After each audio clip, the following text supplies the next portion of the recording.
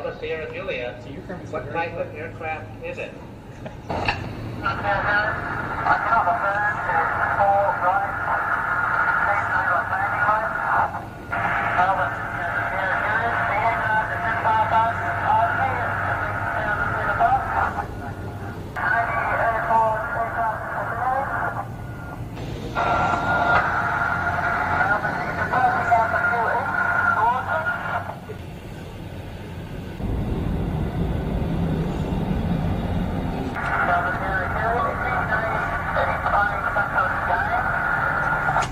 That was deleted from the press accounts for some reason.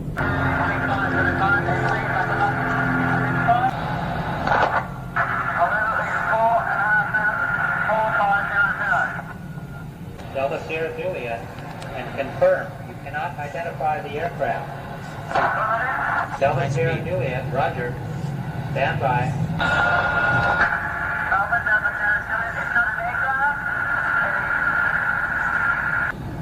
Can you describe the aircraft?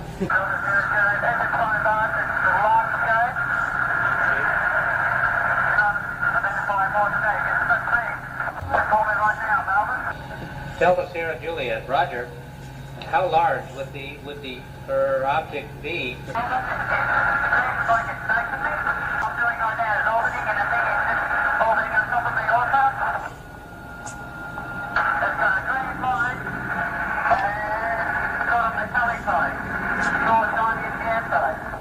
Delta Sierra Juliet.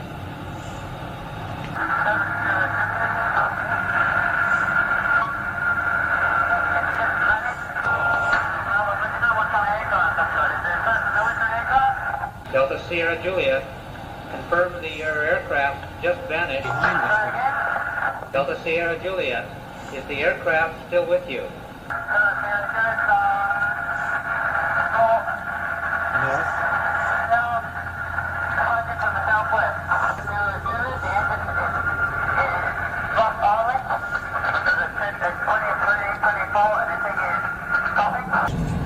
Delta Sierra Juliet, roger. What are your intentions? My intentions are to go to King Island, Melbourne, the strange aircraft is hovering and properly again. And it's hovering, and it's not an aircraft. Delta Sierra Juliet, Melbourne.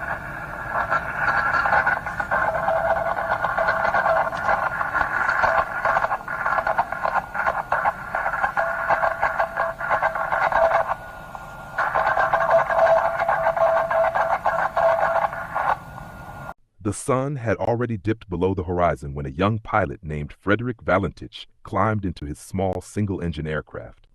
It was October 1st, 1976. Valentich was just 20 years old, ambitious, curious, and utterly fascinated by the skies. He wasn't an experienced pilot yet, but he dreamed of a future among the clouds, a future where flight was more than a skill, it was a calling. That evening, the air was calm over Bass Strait, the stretch of water separating mainland Australia from Tasmania. Frederick filed his flight plan, a routine trip from Moorabbin Airport to King Island. Just under 2 hours. No passengers, no cargo, just a young man and the open sky. But somewhere along the way, something happened. Something so strange, so unexplainable, that it would leave investigators baffled for decades. 27 minutes into the flight, Frederick contacted Melbourne Air Traffic Control. His voice was calm, but there was a slight tension in his tone.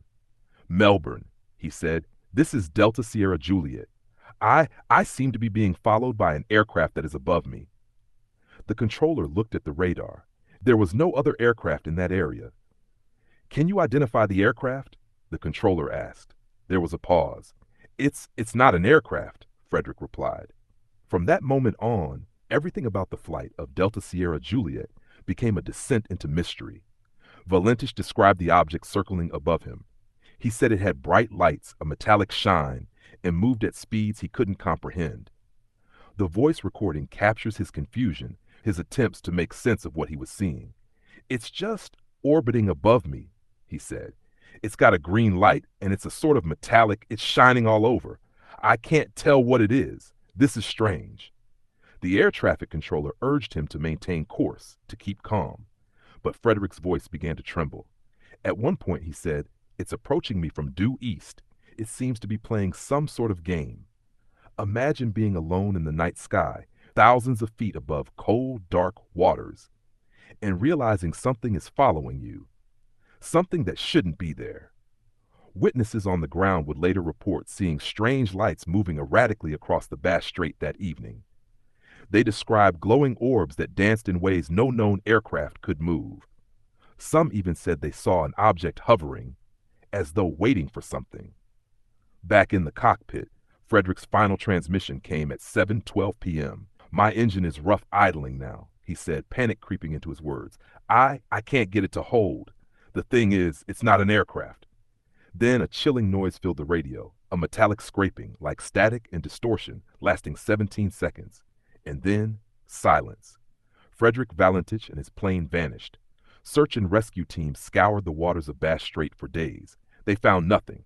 No wreckage, no oil slick, no trace of Delta Sierra Juliet. It was as if the plane had simply been erased from the sky. The official investigation listed the cause as unknown. Some believed Frederick had become disoriented and crashed into the sea. Others suggested he might have staged his disappearance, although there was no evidence of that. And then there were those who believed the young pilot had encountered something not of this earth. Frederick wasn't a stranger to the idea of UFOs.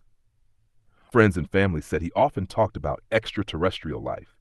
He had even told his girlfriend just days earlier that he believed in UFO encounters over Bass Strait. But belief is one thing. What he described on that night, the lights, the metallic object, the strange movements, these details would match dozens of UFO sightings reported in that same area during the late 1970s. Skeptics have offered alternative theories. Some say Frederick may have been flying upside down without realizing it, mistaking the reflection of his own plane's lights on the water for another craft. Others argue that he might have been hallucinating, overwhelmed by stress or carbon monoxide poisoning. But none of these explanations account for the 17 seconds of metallic noise on the radio. None explain why no wreckage was ever found. What makes the Valentich case so haunting is how ordinary it all seemed at first. A simple night flight, a calm evening, a young pilot doing what he loved, and then in a matter of minutes, everything changed. Imagine being Frederick in those final moments. You're alone in the cockpit, every sound amplified by the silence of the night. You glance at the radar, but there's nothing. You look out the window, and suddenly, a light, moving too fast, too smooth, too intelligent. It circles you, it watches you. Your engine stutters, as if something is interfering with it. What do you feel? Fear? Awe? A strange sense that you're part of something bigger, something beyond human comprehension? For Frederick, whatever he experienced that night was real enough to make him break radio protocol, to call in desperation, to utter those final chilling words. It's not an aircraft. Over 40 years later, the case remains unsolved. Pilots still report strange phenomena over Bass Strait.